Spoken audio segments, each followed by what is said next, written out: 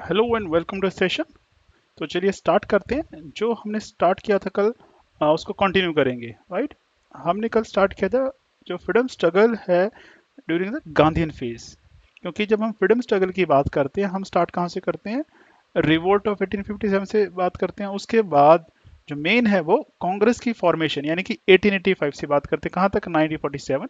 So last से last lecture में हमने डिस्कस किया था वो फर्स्ट फेज यानी कि 1885 से 1905, जिसमें दो पार्ट में हमने इसको स्टडी किया further. One was the moderate phase of the Congress, दूसरा the extremist phase of the Congress, right. तो उसके बाद का जो पीरियड है 1915 ऑनवर्ड्स वाला, खासकर 1919 ऑनवर्ड वाला, 1919 वाला, वो है गांधीयन फेज। और हमने कल वो स्टार्ट किया था। तो आपको ध्यान होगा कि ये कुछ हमने स्टार्ट किए थे, ये वाले टॉपिक की गांधीयन फेज की हमने बात की थी, उसमें ये क्रोनोलॉजी की हमने बात की थी। देन गांधी की एंट्री कैसी होती है पॉलिटिक्स में, उसके जो इनिशियल्स मूवमेंट है, जो छोटे मूवमेंट है, लोकल मूवमेंट्स है, चाहे वो चंपारण का था, अहमदाबाद का था या खेड़ा का, वो लोकल मूवमेंट्स हैं, आइसोलेटेड हैं। हमने उसकी कल बात की थी और आई एक्सपेक्ट कि आपको वो क्लियर हुआ होगा।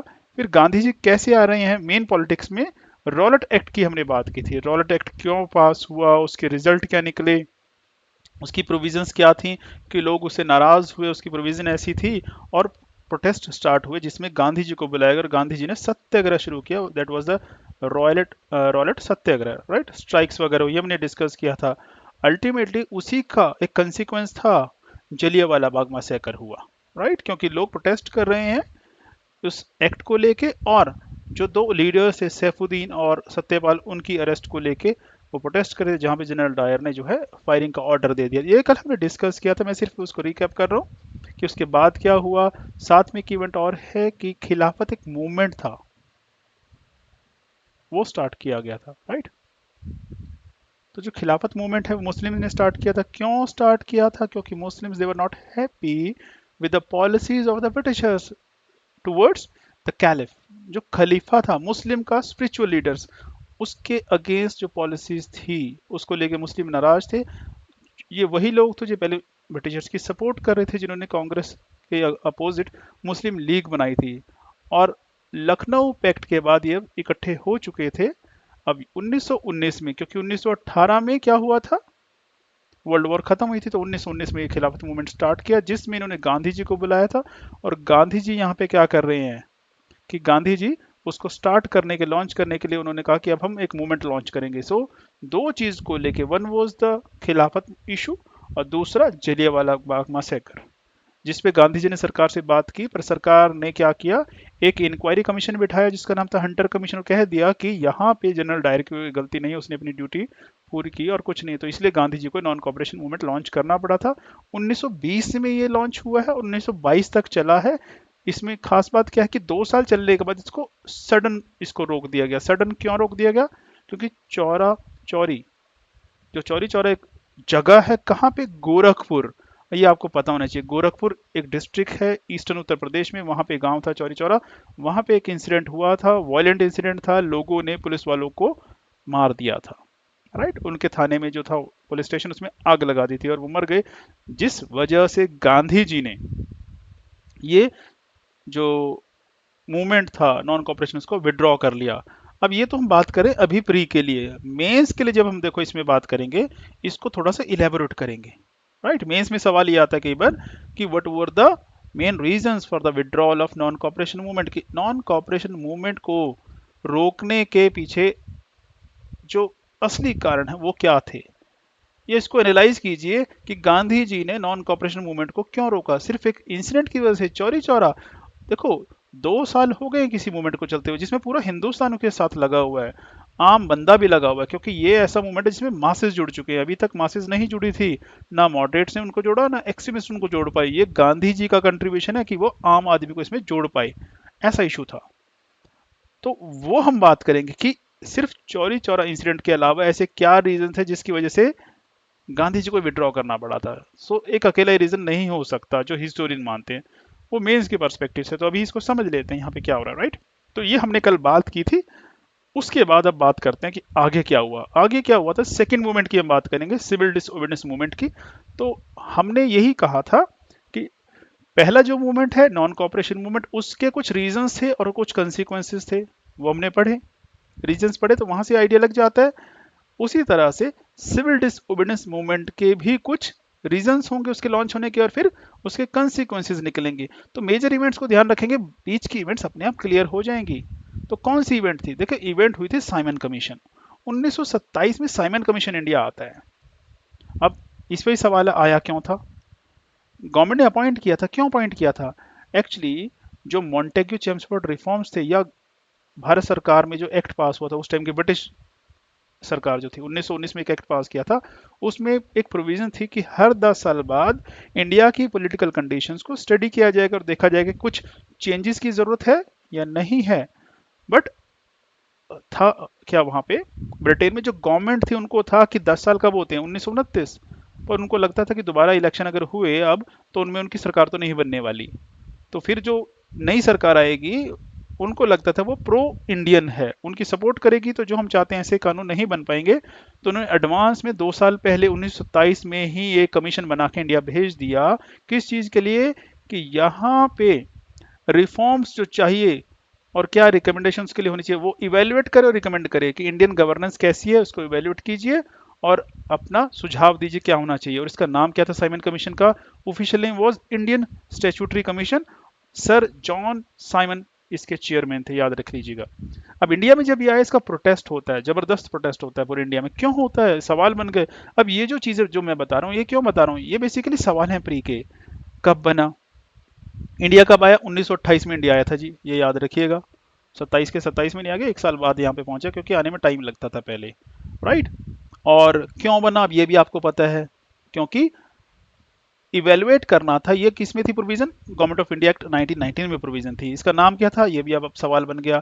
और कौन इसका चेयरमैन था? ये भी आपको पता। कितने सारे क्वेश्चन हैं, तो इसलिए एक ओवरव्यू लेके होलिस्टिक अप्रोच के साथ हम पढ़ रहे हैं, ताकि जितने मर्जी फैक्चुअल क्वेश्चन आ जाए यार, हम कर लेंगे। और साथ में हम इसको समझने की कोशिश कर रहे हैं कि अगर वो रीजनिंग असर्शन वाले क्वेश्चन डालता है ना, ऐसे क्वेश्चन आते हैं ना रीजनिंग असर्शन वाले, तो रीजनिंग असर्शन वाले क्वेश्चन का मतलब क्या होता है?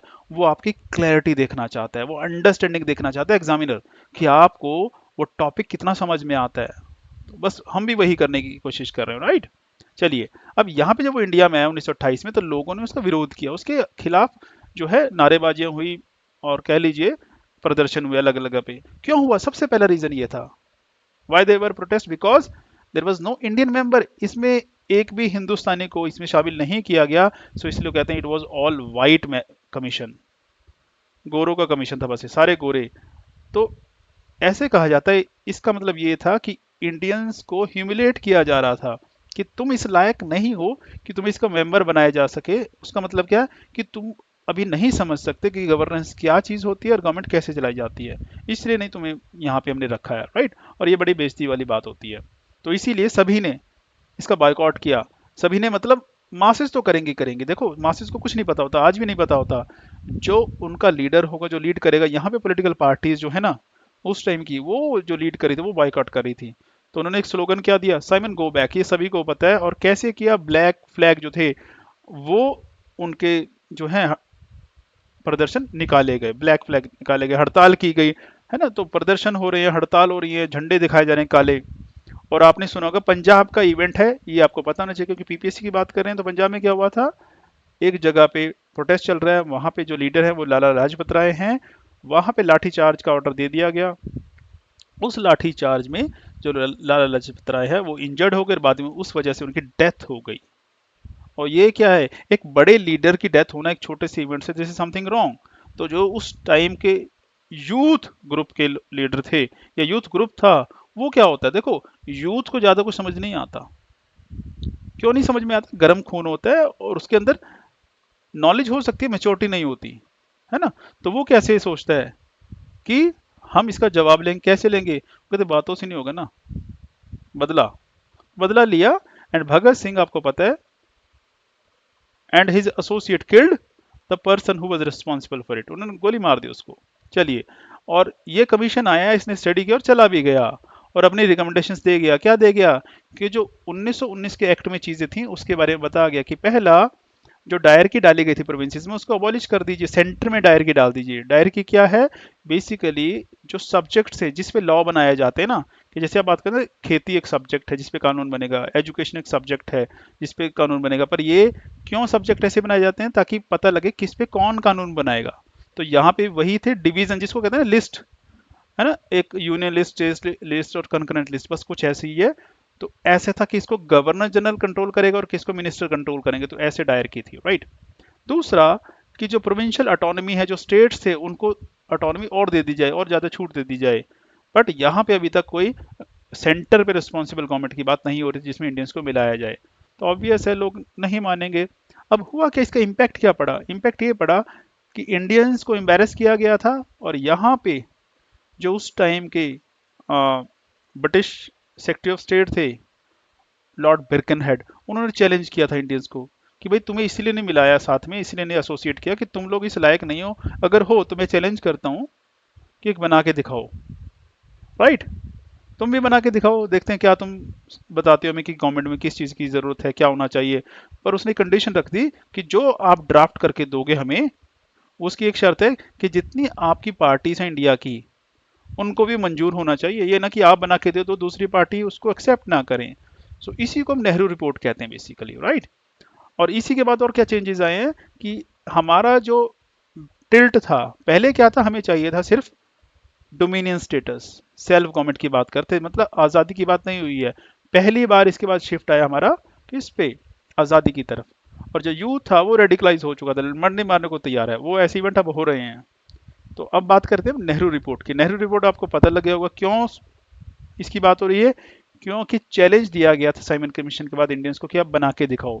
तो एक ऑल पार्टी की कॉन्फ्रेंस होती है और वही इसको ड्राफ्ट करें। वहां पे इन्होंने क्या किया, जो मोतीलाल नेहरू थे, he was father of Jawaharlal Nehru, उनको इसका चेयरमैन बनाया गया और उनको काम दिया गया कि जो इंडिया के कॉन्स्टिट्यूशन रिफॉर्म है उसके लिए एक आउटलाइन तैयार कीजिए। तो उन्हें तैयार की। अब उसके फीचर्स क्या हैं ये अब आपको पता होना चाहिए।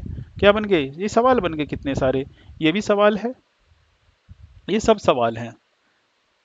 क्या ऑब्जेक्टिव था, किसने ड्राफ्ट किया, चेयरमैन कौन था उसका, है ना।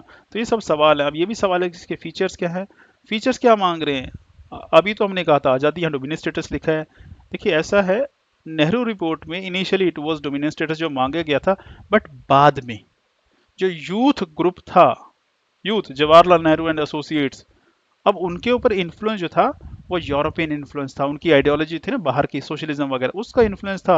अब वो चाहते थे कि ये डोमिनियन स्टेटस की बात मत कीजिए, इंडिपेंडेंस मांगिए।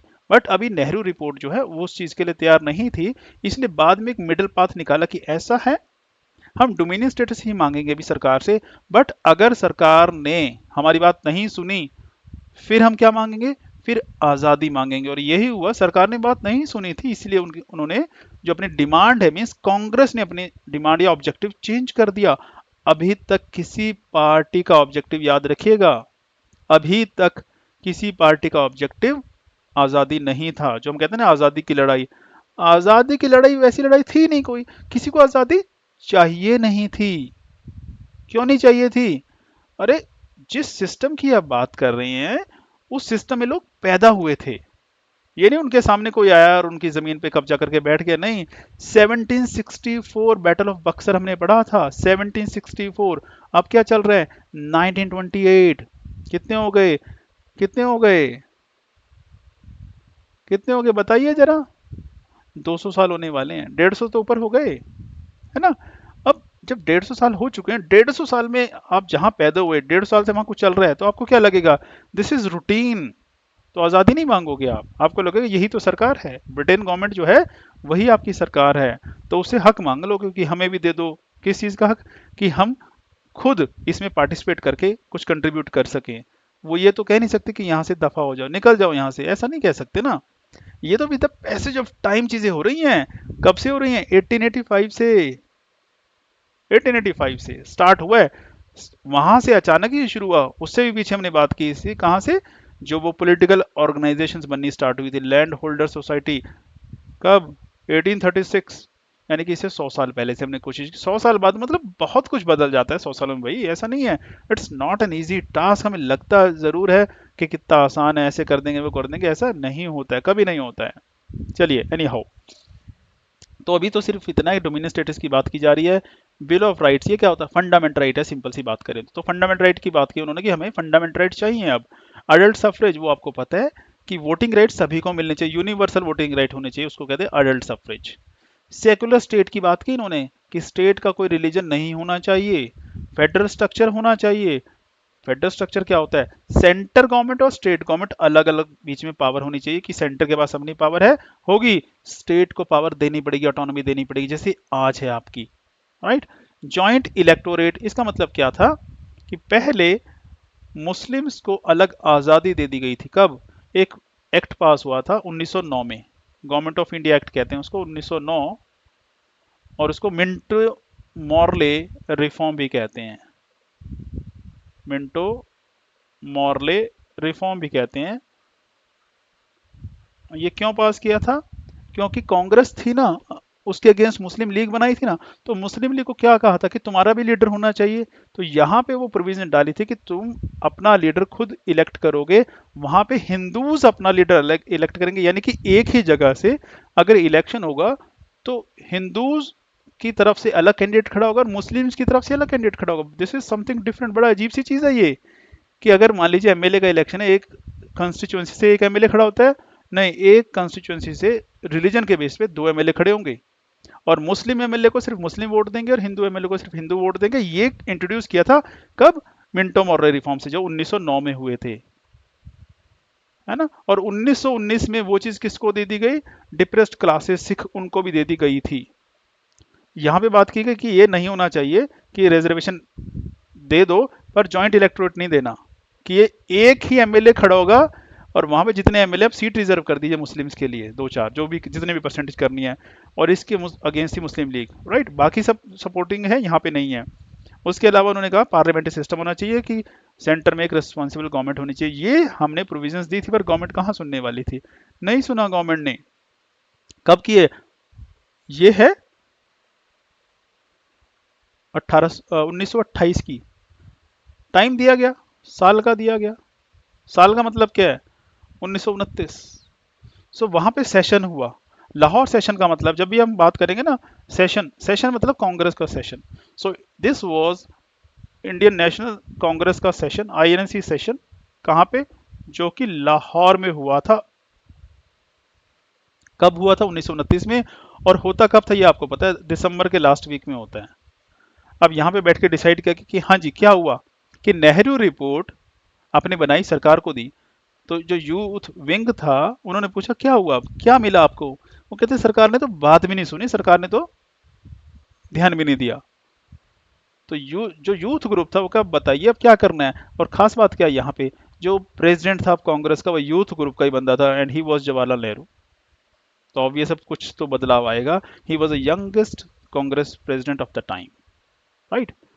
तो अब यहां से कहा गया कि आज के बाद भाई, जो तुमने नेहरू रिपोर्ट में कहा ना, ये क्या था यहाँ पे? डोमिनियन स्टेटस अब नहीं मांगेंगे। अब क्या मांगेंगे? कहते अब हम, जो तुमसे बात हुई थी उस पे आ जाइए, अब हम पूर्ण स्वराज मांगे, complete independence from the British government. So यहाँ पे पहली बार पूरी आज़ादी की बात की गई, और उन्होंने वहां पे डिसाइड किया कि डोमिनियन स्टेटस तो नहीं मांगेंगे। डिसीजन लिया गया कि 26 जनवरी 1930 को हम पहला आज़ादी का दिवस मनाएंगे। और इसीलिए आपको पता होगा, जो इंडिया का कॉन्स्टिट्यूशन है वो इसी दिन क्या किया गया? एनफोर्स किया गया। रिपब्लिक डे हम इसी दिन मनाते हैं, जबकि कॉन्स्टिट्यूशन तो पहले बन चुका था, 26 नवंबर को अडॉप्ट हो चुका था। 26 नवंबर 1949 को कॉन्स्टिट्यूशन तैयार हो चुका था और पार्लियामेंट ने अडॉप्ट कर लिया था। एनफोर्स इस दिन किया था, कब? 1950 को। तो वो सवाल वो भी आता है कि 26 जनवरी, वो दिस वाज द रीजन। अब देखो, दिसंबर के लास्ट वीक में सेशन खत्म हो रहा है, यानी कि उन्होंने कहा कि एक महीने बाद हम क्या करेंगे, एक महीने बाद, क्योंकि जनरली जो सेशन होते थे वो क्रिसमस के आसपास होते, 25, 26, 27 या 27, 28 ऐसे हुआ करते थे। तो उन्होंने कहा कि एक महीने बाद, यानी कि 26 जनवरी 1930 को हम पहला इंडिपेंडेंस डे सेलिब्रेट करेंगे। और साथ में क्या करेंगे कि अब हम मूवमेंट लॉन्च करेंगे। बड़े दिन से मूवमेंट नहीं किया, 1920 में किया था, 1922 में बंद हो गया था वो, उसके बाद से हमने कोई मूवमेंट लॉन्च नहीं किया, सब तितर बितर हो चुका है, कुछ नहीं हो रहा यहाँ पे, राइट। तो एक मूवमेंट लॉन्च किया गया, सिविल डिसोबीडियंस मूवमेंट, जिसके लिए यहाँ पे क्या कर दिया गया कि अनाउंस किया गया। चलिए, तो अब यही हुआ। तो अब बात करेंगे सिविल डिसोबीडियंस मूवमेंट की। तो अब आपको बैकग्राउंड पता लग गया होगा कि सिविल डिसोबीडियंस मूवमेंट क्यों लॉन्च हो रहा है, वाई वाई पे आ रहे हैं हम। तो ये 4 साल का है। अब इसमें हुआ क्या था, तो कोई इमीडिएट कॉज क्या था, सॉल्ट पे टैक्स लगा दिया था। तो दिस वाज इमीडिएट कॉज कि भाई सॉल्ट पे टैक्स लगाओगे, नमक पे टैक्स लगाओगे, गरीब आदमी भी नमक खाता है। क्यों लगाया था सरकार ने, क्योंकि ताकि गरीब आदमी भी को भी उसकी दुखती रग पे हाथ डाल रख दो कि वो भी परेशान हो। कि गरीब आदमी तो क्या है बेचारा, उस पर कोई टैक्स नहीं लगता ना, कहता नमक पे भी टैक्स है तुम्हारा, नमक खरीदोगे उस पर टैक्स लगेगा। This is something odd. तो डिमांड क्या थी, कंप्लीट इंडिपेंडेंस, और जो लॉ है ऑप्रेसिव लॉ जो बना रखे हैं उनको बंद कर दो। तो डांडी ने, सॉरी गांधी जी ने यहाँ पे क्या शुरू किया, एक मार्च शुरू किया, मीन्स एक यात्रा शुरू की। कहाँ से, डांडी। कहाँ से शुरू की थी, वो शुरू की थी अपने आश्रम से, जो कि साबरमती नदी के किनारे पे है, अहमदाबाद में, गुजरात। वहां से वो समुद्र के किनारे एक जगह थी डांडी, वहां तक उन्होंने मार्च किया। और खास बात क्या है, ये मार्च के महीने में ही हुआ। तो कंफ्यूज मत हो जाने, मार्च वो वाला मार्च है, अप्रैल वाला है ना मंथ है, या कौन सा, ये यात्रा वाला मार्च है। गांधी जी 240 मील चले, पैदल चले। तो एक दिन में तो गए नहीं होंगे, है ना, 2-3 हफ्ते लगे होंगे। चलिए, और उनके साथ पूरी भीड़ थी, ग्रुप था जो वहां से गए। वहां जाकर उन्होंने क्या किया, सॉल्ट बनाया और कहा कि अब हम नमक पे भी टैक्स नहीं देंगे। तो क्या किया उन्होंने, सिविल डिसओबीडियंस किया, डिसओबे किया, आज्ञा नहीं मानी। सभी ने अवज्ञा आंदोलन, इसलिए कहते हैं इसको, हिंदी में ये कहते हैं ना, पंजाबी में भी है ना। अवज्ञा आंदोलन मीन्स डिसओबे करेंगे सरकार, सरकार जो कहते हैं वो नहीं करेंगे। तो वही किया इन्होंने। क्या किया, देखो यहाँ तो नमक बना रहे हैं तो नमक पे टैक्स नहीं दोगे, जहां पे नमक बनता नहीं वहां क्या करोगे, वो क्या भाई तुम कुछ और कर लो, तुम फॉरेस्ट का जो टैक्स है वो मत दो, जो जमींदार को टैक्स देना है, मतलब जहां जहां पे लगता है कि ब्रिटिश को जाना है कुछ, वो टैक्स देना बंद कर दो, बस सिंपल सी बात है। और वो पुराना सिस्टम तो दोबारा रिवाइव करेंगे क्या, अंग्रेजों का सामान जो है, ब्रिटिश गुड्स, और उनकी कोई भी चीज़ है, इंस्टीट्यूशन जो उनके कॉलेज हैं, कोर्ट्स हैं, पुलिस स्टेशन हैं, वो कहते सब बायकॉट करो, नहीं जाना, प्रॉब्लम है घर पे सुलझा लो, पंचायत में सुलझा लो, वहां नहीं जाना। तो हुआ क्या, इसमें लोगों ने पार्टिसिपेट किया। किस लेवल का मास पार्टिसिपेशन होता है यहाँ पे। अब देखो यहाँ पे कौन आ रहा है, पीजेंट्स आ रहे हैं, किसान पार्टिसिपेट कर रहे हैं, स्टूडेंट कर रहे हैं, यानी कि ये तो गरीब आदमी है, मास है। गरीब कौन है, उस टाइम गरीब ही तो थे सारे, किसान। तो किसान आगे मतलब सारे लोग आ गए, स्टूडेंट्स यानी कि यूथ भी आ गया, वुमेन भी आ गई है, मर्चेंट्स भी। पहले एलिट क्लास थी, अब एलिट नहीं है, urban rural, peasants, students, women, सब आ गए, यानी कि एक बहुत बड़े लेवल पे चल रहा है ये। कुछ लीडर्स के नाम आते हैं यहाँ पे जिन्होंने लीड किया इसको, सी राजगोपालाचारी, के केलप्पन, सरोजिनी नायडू और कस्तूरबा गांधी, नाम सुना होगा आप लोगों ने। तो ब्रिटिशर्स क्या करेंगे, ब्रिटिशर्स ने कुछ नहीं किया, उठा के लोगों को सबको अरेस्ट कर लिया। करीब करीब 90,000 लोग अरेस्ट हुए यहाँ पे, राइट। चलिए, अब यहाँ पे क्या, गांधी इरविन पैक्ट होता है। अब ये क्या है, अब पहले थोड़ा सा ब्रीफ बता दूं इसमें, क्योंकि अब ये उसके आगे सीक्वेंस चल रहा है ना। साइमन कमीशन चला गया था यहाँ से, चैलेंज करके गया थे, जो ब्रिटिश गवर्नमेंट ने चैलेंज किया था कि तुम भी बना लो। पर साइमन कमीशन के बाद उसको डिस्कस करने के लिए एक मीटिंग रखी गई, जिसको कहते हैं राउंड टेबल कॉन्फ्रेंस। वहां पे इंडियंस को इनवाइट किया गया कि भाई तुम भी आ जाओ, कांग्रेस तुम भी आ जाओ, मुस्लिम लीग भी आ जाए, और बाकी जितनी भी पार्टीज हैं, राइट, वो सभी आ जाएं। बट सभी पार्टी गई, कांग्रेस नहीं गई उसमें। वो कहते कांग्रेस एक बड़ी पार्टी है इंडिया की, अगर कांग्रेस नहीं आएगी फिर इस मीटिंग का कोई मतलब नहीं है, और उसको सस्पेंड कर दिया कि चलिए छोड़िए, दोबारा मीटिंग करेंगे। तो दोबारा मीटिंग कैसे करेंगे, वो कहते हैं ऐसा, गांधी जी से बात कीजिए। तो किसकी ड्यूटी लगाई गई, जो उस टाइम यहाँ के वॉइसराय या गवर्नर जनरल कुछ भी कह लीजिए वो थे, उसकी ड्यूटी लगाई गई। तो वो जब गांधी से मिलने गए तो वो जो पैक्ट हुआ उसको कहते हैं Gandhi Irwin pact.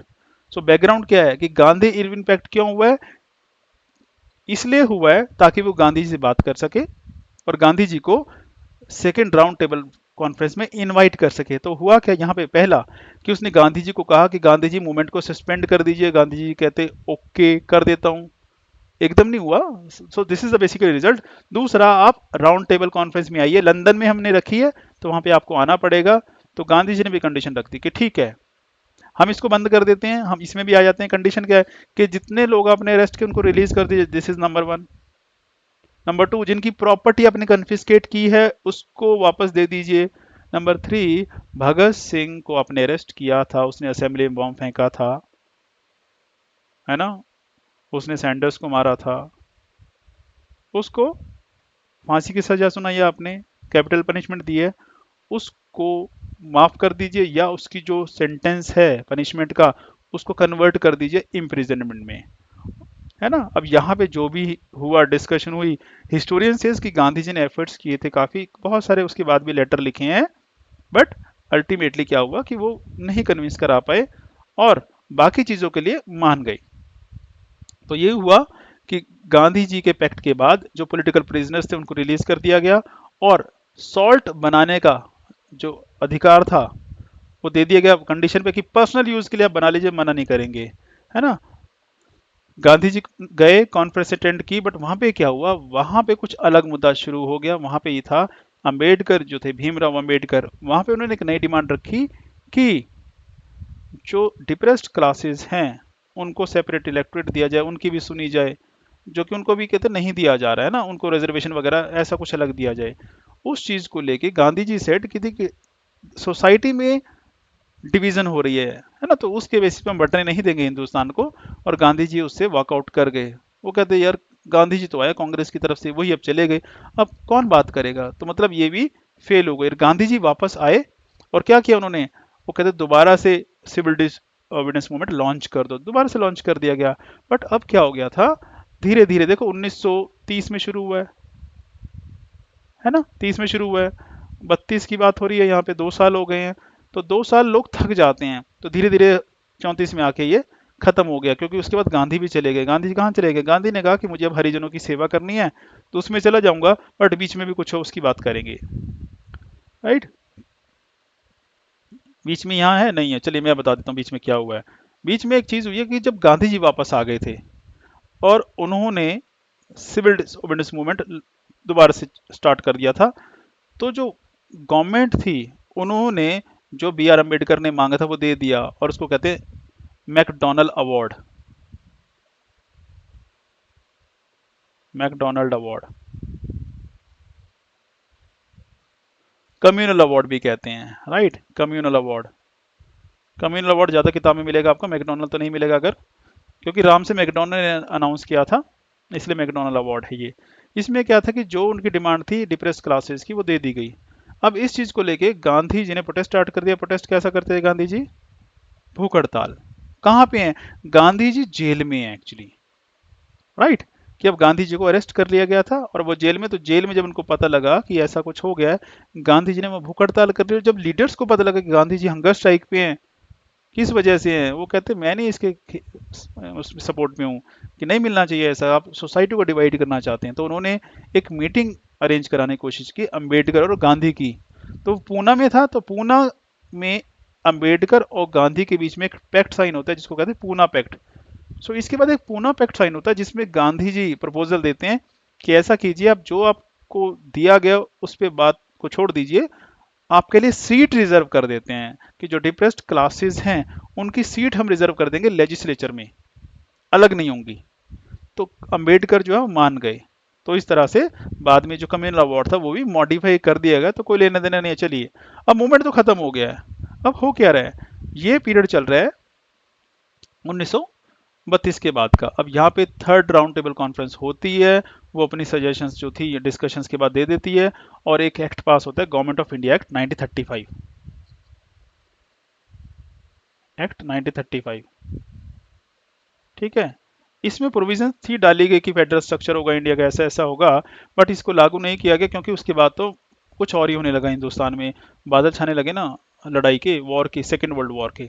Any how, अब हुआ क्या, जब वर्ल्ड वॉर के बादल छाने लगे 1939, अब यहाँ पे एक चीज हुई कि यहाँ पे इंडियंस जो सोल्जर्स थे उनको भी ले जाएगा लड़ने के लिए।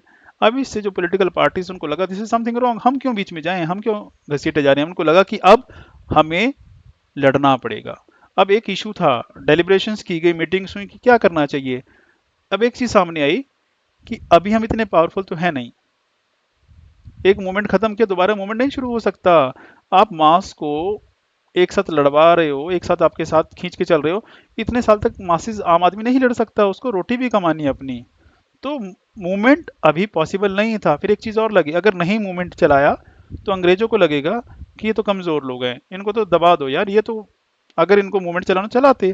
तो बीच में एक मिडिल पाथ निकाला गया कि ऐसे करते हैं, मूवमेंट चलाएंगे सारे लोग नहीं चलाएंगे, एक अकेला बंदा सत्याग्रह करेगा, जब उसको अरेस्ट कर लिया जाएगा फिर दूसरा बंदा वहां पे सत्याग्रह करेगा, तो ये होगा, तो इसको कहा गया इंडिविजुअल सत्याग्रह। तो इसके बाद 1940 में वही हुआ, राइट। तो इंडिविजुअल सत्याग्रह क्या है? 17 अक्टूबर 1940 को लॉन्च किया गया है। रीजन क्या था? वर्ल्ड वॉर टू में इंडिया की इन्वॉल्वमेंट की गई बिना उसे पूछे, और freedom of speech and expression, लड़ाई में जो होता है वो वहां पे इम्पोज कर दिया कि किसी को बोलने का, ज्यादा कुछ एक्सप्रेस करने का अधिकार नहीं होगा। सो इसलिए इंडिविजुअल सत्याग्रह लॉन्च किया गया। तो इसकी खासियत क्या थी कि ये मास मूवमेंट नहीं था, कुछ लोग थे वॉलेंटियर सत्याग्रह जिनको चुना गया था कि ये आप ये करोगे। उन्हें करना क्या था? एंटी वॉर स्पीच थी, वो पढ़नी थी, और उसके बाद कब तक? जब तक वो अरेस्ट ना हो जाए।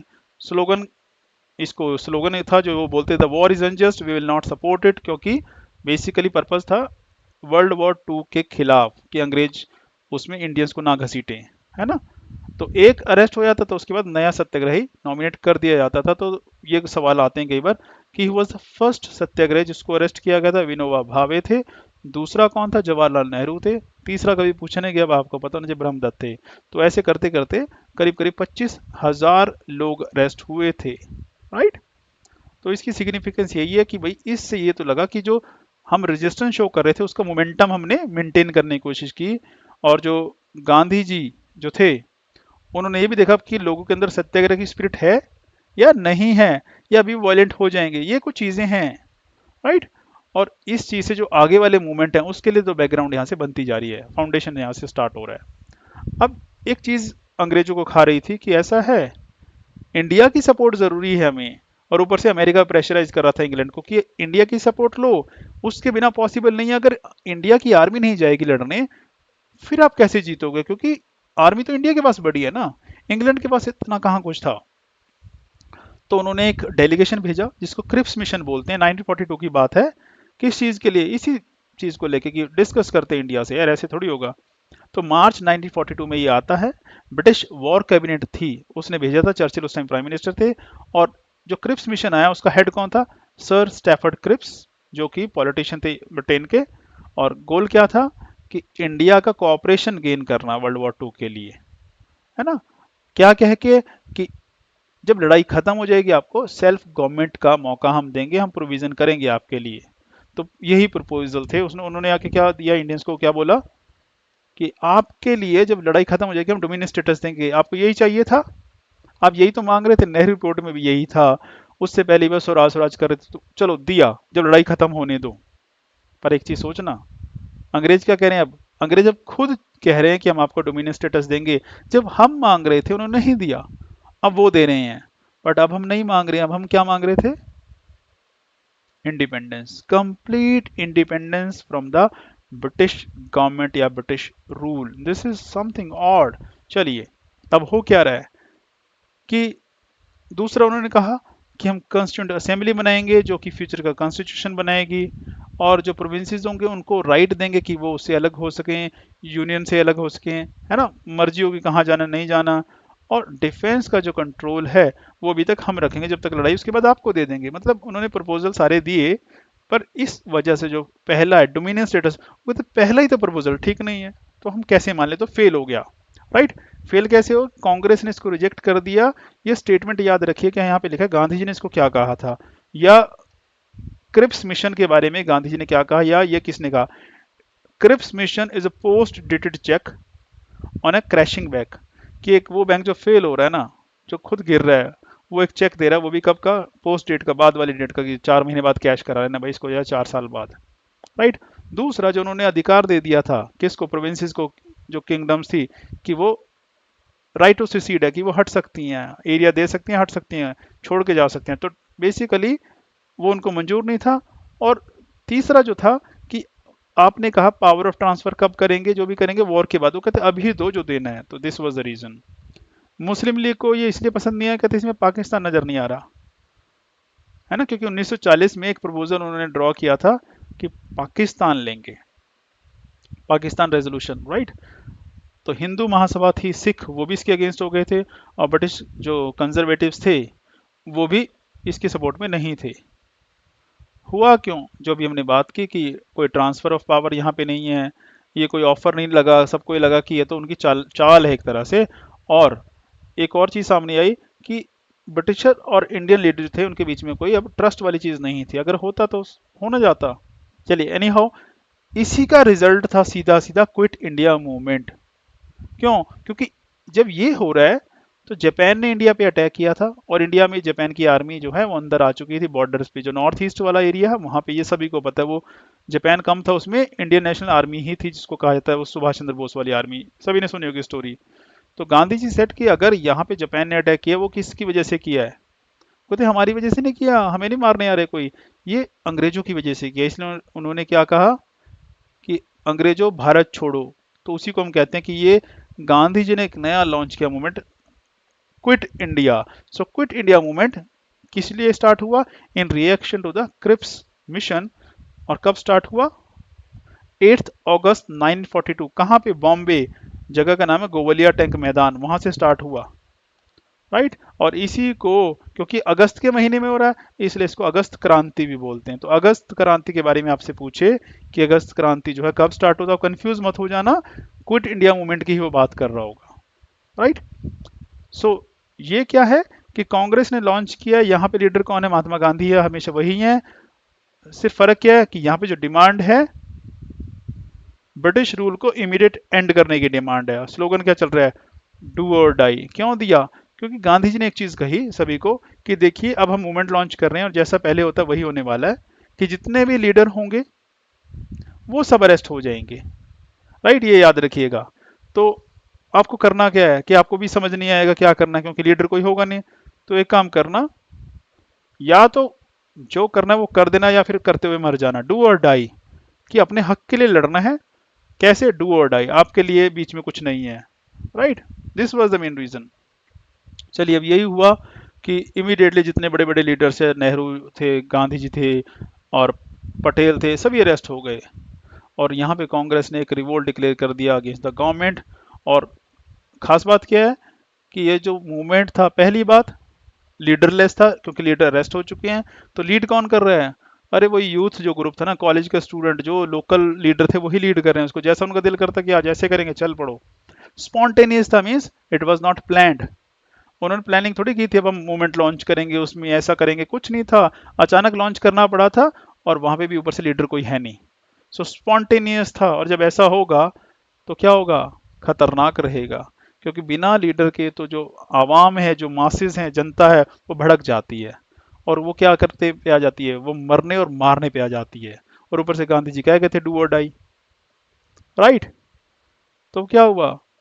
डंडे पड़े अच्छे, और इसको ब्रिटिशर्स ने बाय फोर्स, बंदूकों से, गोलियों से, और यहाँ तक कि प्लेन से बॉम्ब फेंक के इसको क्रश किया। तो बहुत वायलेंट था, इसमें बहुत लोग मरे। राइट। चलिए, अब यह है कि प्रोटेस्ट कैसे हो रहे थे। प्रोटेस्ट अलग बात है। यहाँ पे प्रोटेस्ट कैसे हैं कि जो गवर्नमेंट के इंस्टीट्यूशंस थे, कुछ भी था, चाहे गवर्नमेंट की बिल्डिंग है, लोग उनको तोड़ रहे थे, गवर्नमेंट की रेलवेज हैं, है ना, पोस्ट ऑफिस है, सब सरकारी, जो सब सरकारी तंत्र को तोड़ा फोड़ा जा रहा था।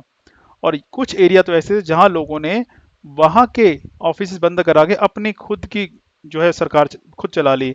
बलिया में था, तामलुक में था, और सतारा। राइट, ये तीन जगह है जहां पे पैरेलल गवर्नमेंट बनी। पैरेलल गवर्नमेंट का मतलब है वहां अंग्रेजों की नहीं चल रही, इन्होंने अपना सब कुछ एडमिनिस्ट्रेशन स्टेब्लिश कर लिया, और दो दो साल भी चली हैं।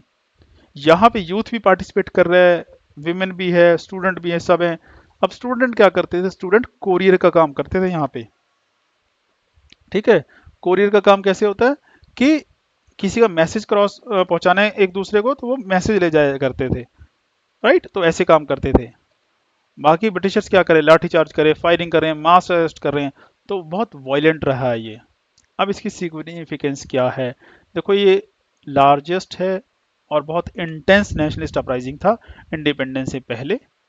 अब एक चीज ब्रिटिशर्स को पता लग गई कि अब वो इंडिया को गवर्न नहीं कर सकते बिना इंडियन की सपोर्ट के, क्योंकि यहाँ पे अब हर कोई उनके अगेंस्ट हो चुका है। राइट। अब इसको क्रश तो कर दिया गया, क्योंकि उनके पास ताकत थी, मशीन थी। बट एक चीज उनको पता लगी कि अब पॉसिबल नहीं है हमारे लिए यहाँ रहना। राइट। तो लीडर कौन है यहाँ पे? वो गांधी जी ने लीडर है, नेहरू लीडर है, सरदार पटेल, मौलाना आजाद, राजेंद्र प्रसाद। और यहाँ पे खास बात क्या है, कुछ एक्टिविटीज जो अंडरग्राउंड चली है, यहाँ तक कि अंडरग्राउंड जो है रेडियो भी चला है। उषा मेहता थी एक लेडी, उन्होंने अंडरग्राउंड रेडियो स्टार्ट किया था, शायद ये नेटफ्लिक्स पे वेब सीरीज भी है इसके रिगार्डिंग, राइट। तो ये कई बार सवाल भी आया है, यूपीएससी में तो आया है। वो जो अंडरग्राउंड रेडियो है वो मुंबई से चलता था, कौन चलाता था? उषा मेहता चलाती थी।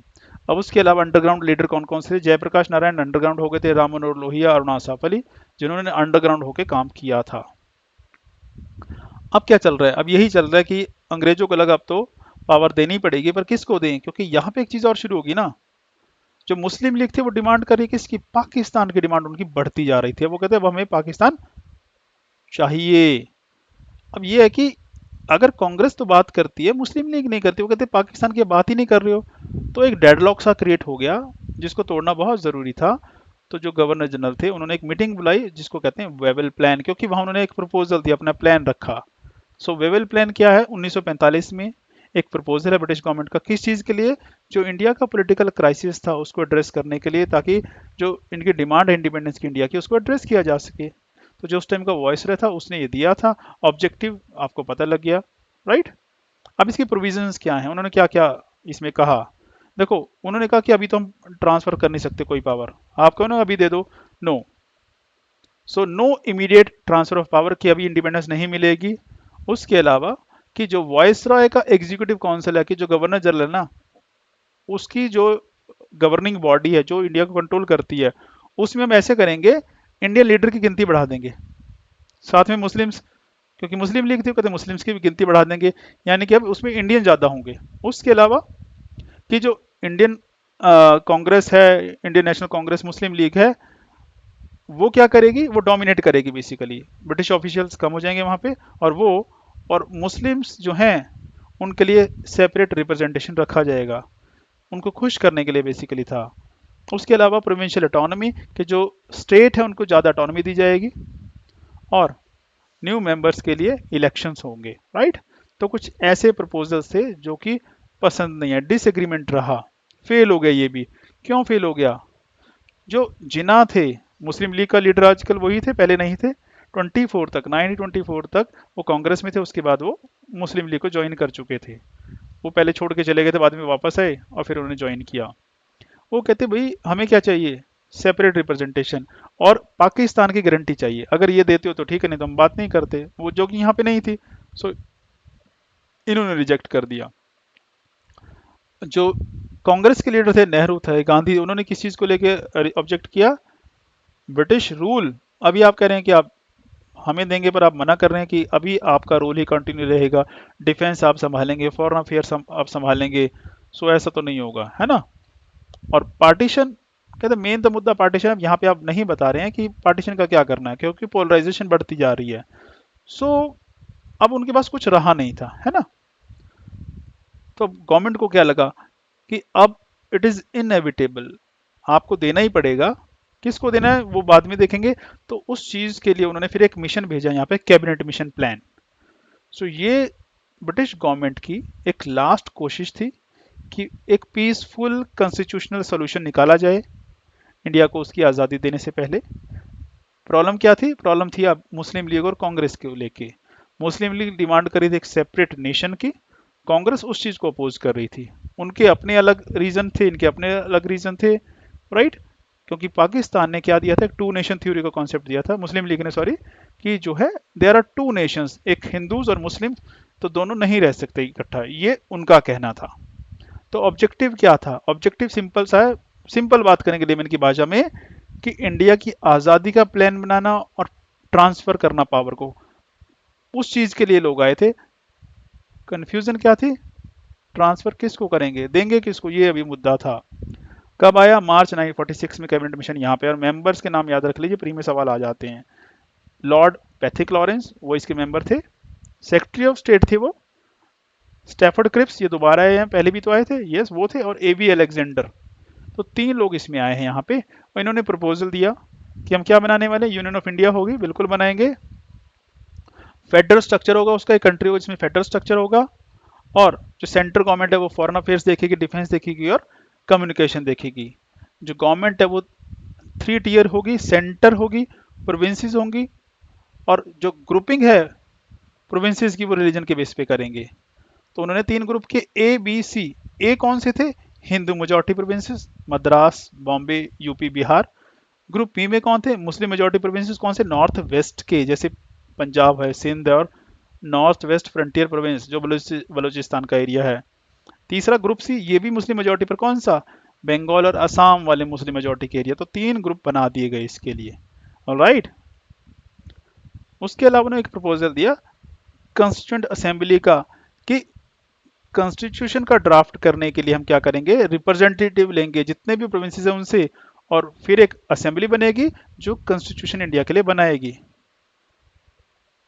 कि अगर रही बात सिसीड करने की, कि किसी प्रोविंस को बाहर निकलना है, उसकी ऑप्शन हम दे देंगे, कोई बात नहीं, वो बाद में देखा जाएगा। तो ये मेन प्रपोजल था। राइट। अब जो इंडियन लीडर्स थे, इंडियन पॉलिटिकल पार्टी थे, उनका रिएक्शन क्या था? कांग्रेस ने ये आइडिया एक्सेप्ट किया। राइट।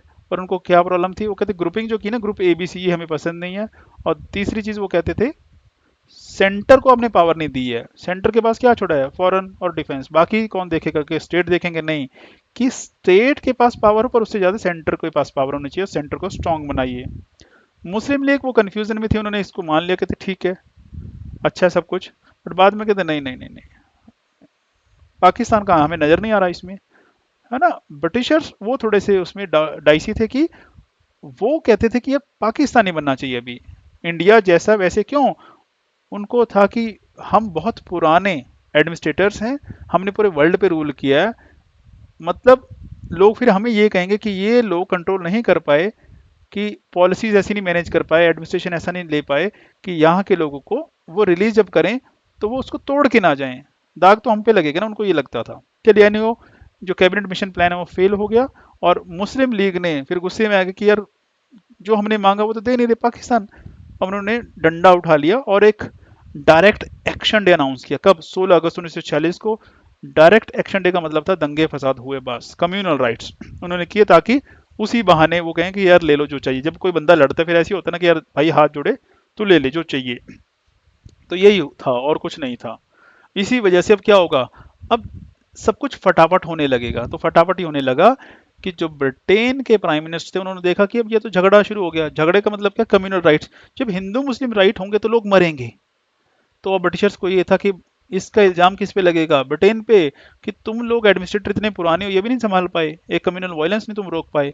तो उन्होंने क्या किया, वो चाहते थे कि हम पावर ट्रांसफर करेंगे, इनको पसंद भी है, चाहते हैं, पर दें किसको? ये तो सेटल ही नहीं हो पा रहे हैं। तो उसने एक चीज देखा, सेटल इसलिए नहीं हो रहे हैं क्योंकि अभी डेट हमने फिक्स नहीं किया। तो कहते हैं ऐसा करो हम डेट ही फिक्स कर देते हैं।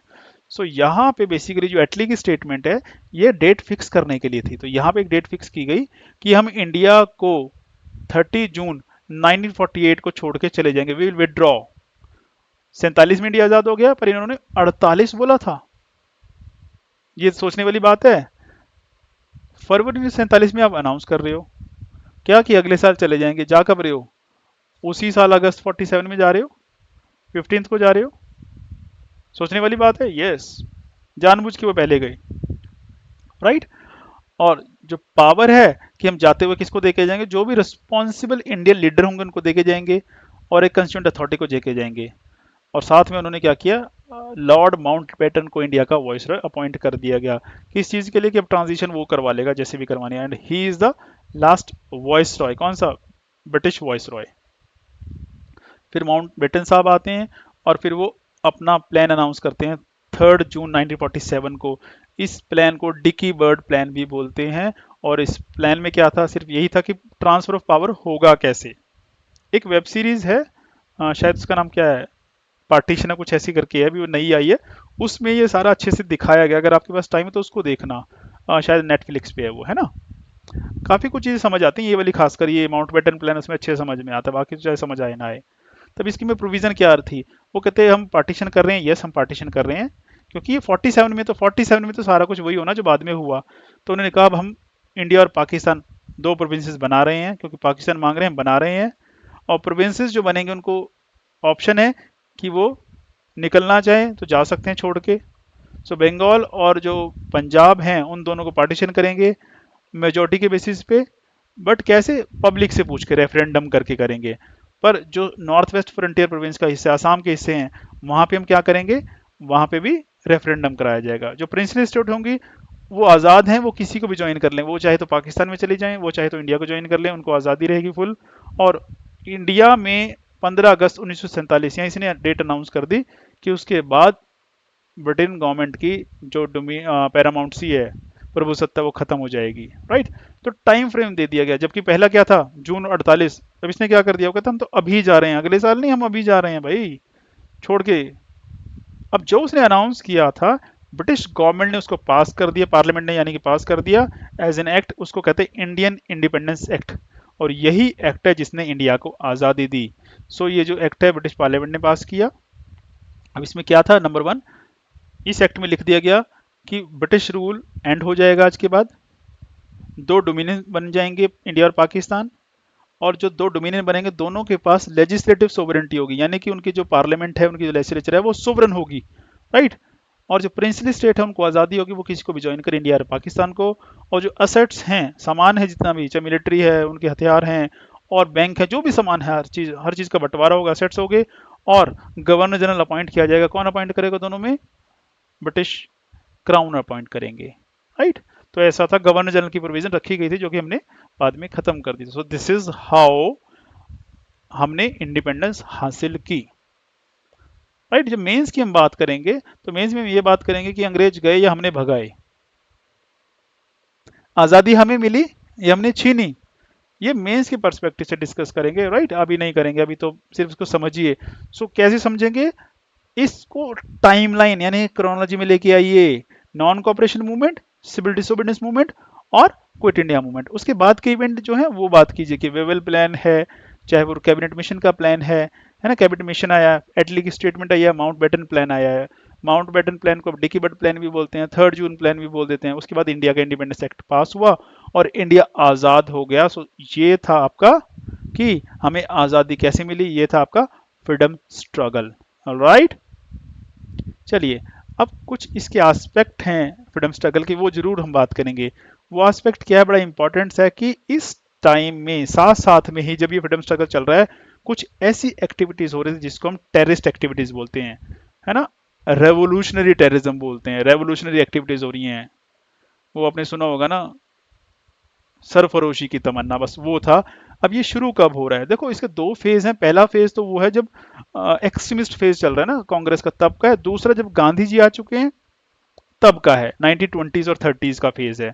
तो दोनों फेज में थोड़ा सा फर्क है, उसकी हम बात कर लेते हैं। तो जो पहले थे वो इंस्पायर हुए थे रशिया से, इटली, आयरलैंड, उन कंट्रीज में, क्योंकि वहां पे मूवमेंट ऐसे चलते थे, ठीक है। उनका बिलीफ क्या था, वो कहते वॉयलेंस आपको करनी पड़ेगी तभी कुछ हो सकता है। आप मासिस को साथ में लाएंगे, वॉयलेंस करेंगे, डर पैदा करेंगे सरकार के दिल में, तभी आपको कुछ मिलेगा। प्यार से तो कुछ नहीं मिलना। कि आपने देख लिया करके, वो 3P प्रेयर पटिशन प्रोटेस्ट भी करके देख लिया, और एक्सट्रीमिस्ट भी कुछ नहीं कर पा रहे हैं, राइट। फिर उनका कुछ आइडिया ऐसे थे कि बदला, रिवेंज फॉर इनजस्टिस, कि अगर कुछ गलत होता है हम बदला लेंगे। और वही किया उन्होंने, भगत सिंह ने मार दिया उनको, है ना। कि अगर लाला लाजपत राय को किसी ने मारा, उन्होंने मार के बदला ले लिया। और भी आप सुनते हैं कि चाहे वो उधम सिंह थे, करतार सिंह सरावा, बहुत सारे नाम आते हैं। और यहाँ पे खास बात है, यहाँ पे मास नहीं इकट्ठी करनी इन्होंने, जब जाना है वो कहते अकेले जाके, चंद्रशेखर आजाद गए अकेले, भगत सिंह गए अकेले, सब अकेले अकेले, उधम सिंह अकेले। इंडिविजुअल एक्शन चल रहा है यहाँ पे, कि मैं ही हूँ बस जो हूँ, है ना, मेरे साथ ग्रुप होगा होगा, पर मैं अकेले ही जाऊंगा लड़ने, मर गया तो मर गया, मेरा नाम हो ना हो मुझे कोई लेने देने नहीं। तो कुछ ऐसा था, इंडिविजुअल एक्शन पे चल रहा है यहाँ पे। तो इस टाइम पे कहाँ कहाँ पे एक्टिविटीज हो रही है, देखो बंगाल में 1902 में स्टार्ट हो गया, अनुशीलन समिति बनी थी, और उसका लीडर है बरिंदर घोष, अरविंदो घोष और जतिन बनर्जी। अब ये फैक्ट हैं जो आपको ध्यान रखने पड़ेंगे, बट अभी एक ओवरव्यू हम ले रहे हैं ताकि आपको पता रहे। फिर जुगांतर अनुशीलन से निकला था ये, बरिंदर घोष और भूपेंद्र नाथ दत्त ये चलाते थे इसको। अब इस टाइम इवेंट्स क्या हुई मेजर, पहला हुआ, जो बंगाल के लेफ्टिनेंट गवर्नर थे उनको मार दिया गया। किसने मारा, खुदिराम बोस और प्रफुल्ल चाकी ने मारा। इसको कहते हैं मुजफ्फरपुर बॉम्ब केस। हिम्मत देखो ना, किसको मार रहे हैं वो। एक था अलीपुर बॉम्ब केस, राइट। अब इसमें क्या हो रहा है, इसमें फिर अरविंद घोष को अरेस्ट किया गया, बरिंदर घोष उसको सजा हो गई। जतिन मुखर्जी, उसको बाघ जतिन कहते हैं, है ना। तो वो अपनी अलग एक्टिविटीज जो ऑर्गेनाइज कर रहे हैं, कब? जब वर्ल्ड वॉर वन चल रही है। चलिए, महाराष्ट्र में क्या हो रहा है, यहाँ पे नाम आता है चापलेकर ब्रदर्स का। उन्होंने क्या किया, डब्ल्यू सी रैंड, ये प्ले कमिश्नर था पूना को, कमिश्नर साहब को ही मार दिया, राइट।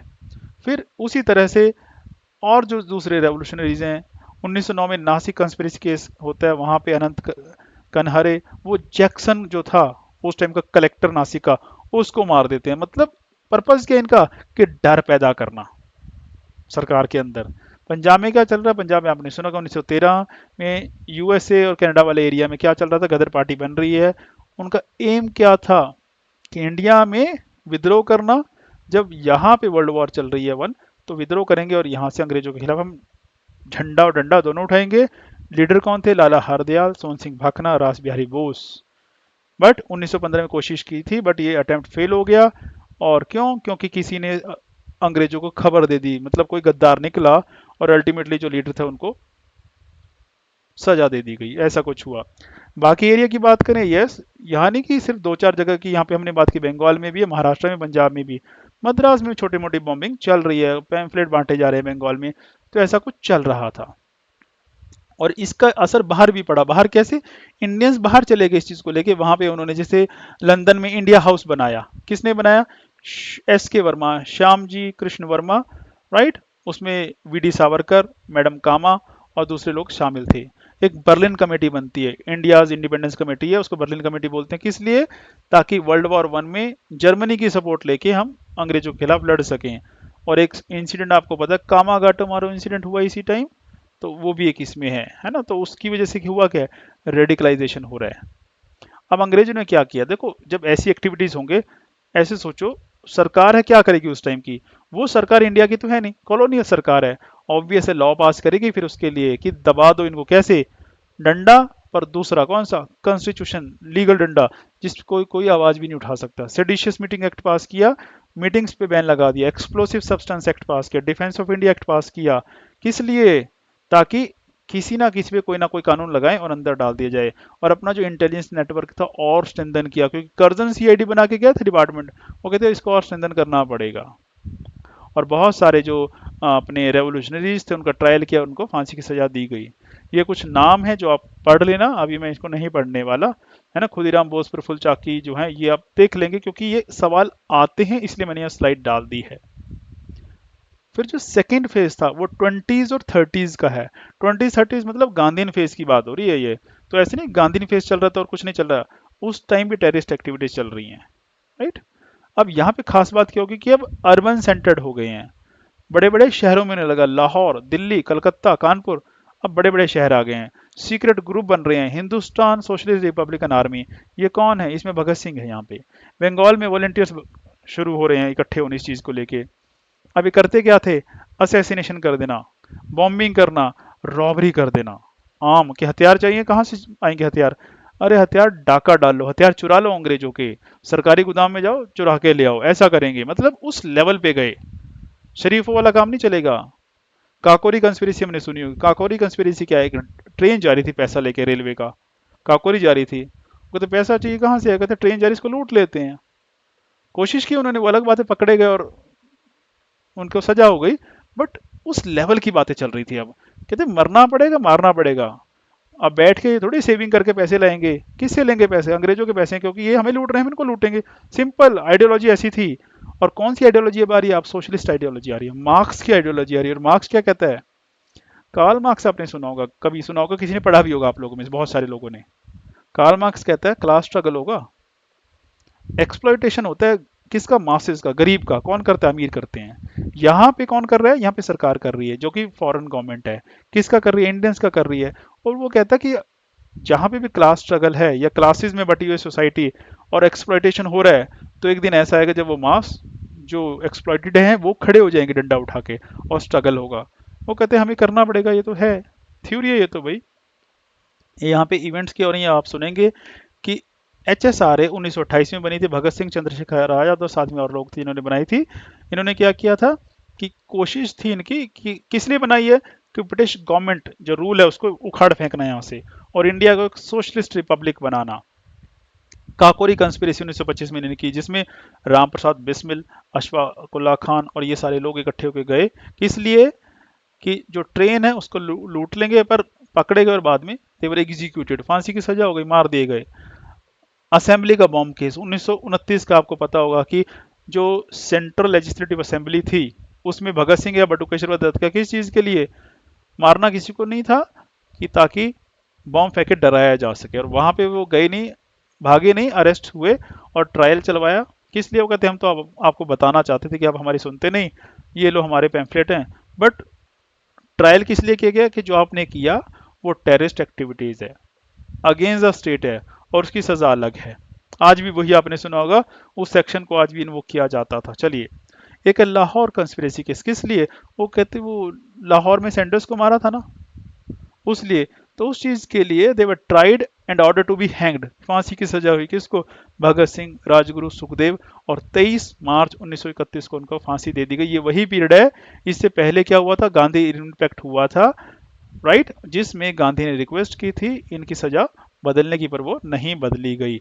ये आप लोगों को थोड़ा सा पता होगा। ऑलराइट, चलिए फिर बंगाल में कुछ हो रहा है। तो बंगाल में पुरानी जो अनुशीलन समिति जुगांतर वो लगे हुए हैं।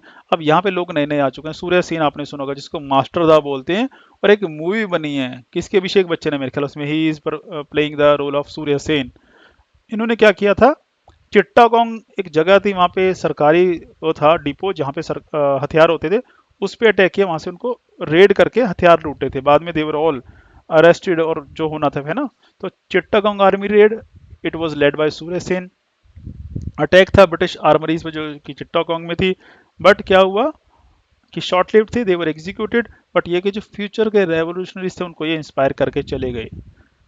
इन पे किसका इन्फ्लुएंस आ रहा है? सोशलिज्म का, इक्वलिटी का, एंटी इंपीरियलिज्म, ये जो फिलॉसफी चल रही थी बाहर, राइट। कुछ रशिया में जो रेवोल्यूशन हुआ था 1917 में हुआ था, उन्होंने राजा को मार दिया। वो कहते यार वहां पे राजा को मार रहे हैं, हम कुछ भी नहीं कर सकते, ये तो फॉरेनर्स हैं।